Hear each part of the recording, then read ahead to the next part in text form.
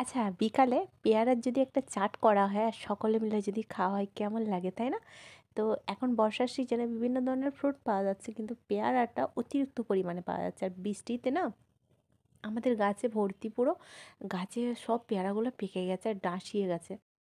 তো ভাবলাম পেয়ারার চাট করা যাক আর আপনাদের সঙ্গে শেয়ার করা যাক। বাই দ্য ওয়ে, আপনারা দেখছেন ইউনিক কিচেন রেসিপি চ্যানেল। আজকের রেসিপি হলো পেয়ারার চাট। তো এখানে আমি 10 পিস মতো পেয়ারা নিয়েছি আর পেয়ারাগুলো ফার্স্টে আমি ক্লিন করে নেব। এমনিতেই অনবরত বৃষ্টির কারণে পেয়ারাগুলো এমনিতেই ক্লিন হয়ে আসে, তাও কিন্তু গাছ থেকে পেড়ে নিয়ে ধুয়ে নেওয়াটা অবশ্যই দরকার। আর এরকম পেয়ারার চাট মনে আছে আমরা ছোটোবেলায় যখন স্কুল লাইফে, দেখুন তো, মনে করুন স্কুলের গেটের সামনে কাকু বসে থাকতেন, পেয়ারার চাট অনেক টাকা দিয়ে, মানে 10 টাকার যদি কেনা হতো অল্প একটু জাস্ট ঠোঙাই করে দেওয়া হতো, নালে ওই কাগজে, শালপাতার কাগজে দেওয়া হতো, তাই না? আর কিন্তু ভীষণ খেতে লাগতো, মজার লাগতো আর জিভে জল আসতো, তাই না? তো বাড়িতে বানালে কি বলুন তো, অনেকটা খাওয়া যায়, অনেকটা হয় আর ফ্রিতে, তাই না? টাকা লাগে না, মানে বাড়ির ইনগ্রিডিয়েন্টস দিয়ে হয়ে যায়। তো ভালো করে সমস্ত পেয়ারাগুলো ক্লিন করে নেব ফার্স্টে আমি। আচ্ছা, পেয়ারা খাওয়ার উপকারিতাও একটু জানা অবশ্যই দরকার।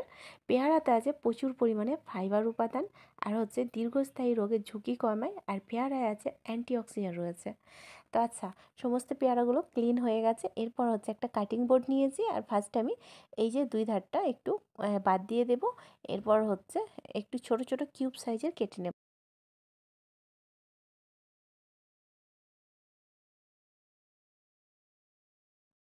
আচ্ছা, আমরা যে পেয়ারার চাটটা কিনে খাই, সে পেয়ারার কিউব সাইজটা একটু বড় করে। কেন বড় করে সেটাও বলে দিচ্ছি।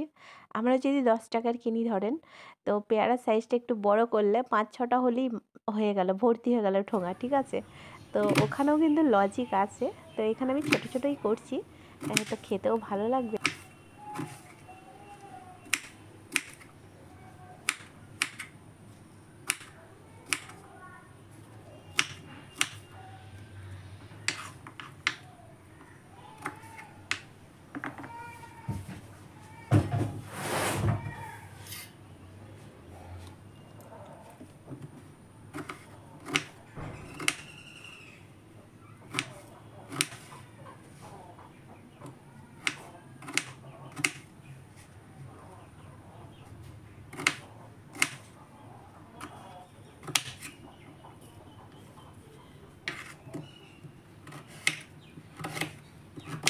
আচ্ছা, সমস্ত পেয়ারাগুলো কাটিং হয়ে গেছে, মানে কিউব সাইজের হয়ে গেছে। এরপর হচ্ছে কাটিং বোর্ড থেকে পেয়ারার টুকরোগুলো আমি যে মিক্সিং বলের মধ্যে চাটটা বানাবো, ওই বলের মধ্যে এগুলোকে রেখে দেবো।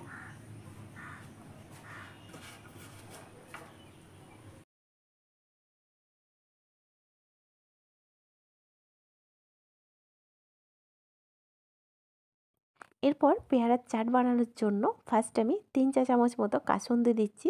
আমার কিন্তু কাসুন্দির ডিপের মধ্যে 3 চামচ পরিমাণেই ছিল, আমি পুরোটাই দিয়ে দিলাম। এরপর হচ্ছে ভাজা জিরার গুঁড়ো দেবো 1 চা চামচ মতো, আর হচ্ছে 1 চা চামচ মতো চিলি ফ্লেক্স দেবো।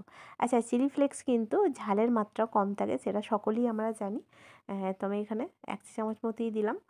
আর হচ্ছে ব্ল্যাক সল্ট দেবো 1 চা চামচ মতো, আপনারা রেগুলার সল্টও দিতে পারেন, বাট বিট নুনটা দিলে টেস্টটা, মাশাআল্লাহ, আর গন্ধটা খুব সুন্দর আসে। আর এখানে আমি বেশ কিছুটা ফ্রেশ ধনেপাতা কুচি দিলাম।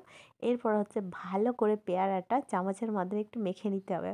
আমার তো মাখছি আর পানি চলে আসছে জিভে, কখন খাবো কখন খাবো। আমার কিন্তু ভীষণ ভালো লাগে, সত্যি কথা বলতে ছেলে মেয়ে সকলেই পছন্দ করে এই পেয়ারার চাট খেতে। আমরা স্কুল লাইফে দেখেছি, আমরা খেতাম তো, আমাদের সঙ্গে যে ক্লাস ফ্রেন্ড পড়তো ছেলেরা, তারাও কিন্তু এই চাট খেতে ভীষণ পছন্দ করতেন। আর রাস্তাঘাটেও দেখেছি, অফিস থেকে ফেরার পথে বিভিন্ন অফিসাররাও কিন্তু এই পেয়ারা চাট কিন্তু কিনে খেতেন। আজকের আমার পেয়ারার চাট কার কার ভালো লাগলো অবশ্যই প্রত্যেকবারের মতো কমেন্ট বক্সে জানাতে ভুলবেন না। পেয়ারার চাট দেখে কার কার জিভে পানি এসেছে সেটাও কিন্তু জানাবেন। বাই দ্য ওয়ে, আপনারা দেখছিলেন ইউনিক কিচেন রেসিপি। আজকের রেসিপি ছিল পেয়ারার চাট। আবারও দেখা হবে নতুন একটি রেসিপির সাথে। ভালো থাকবেন, সুস্থ থাকবেন।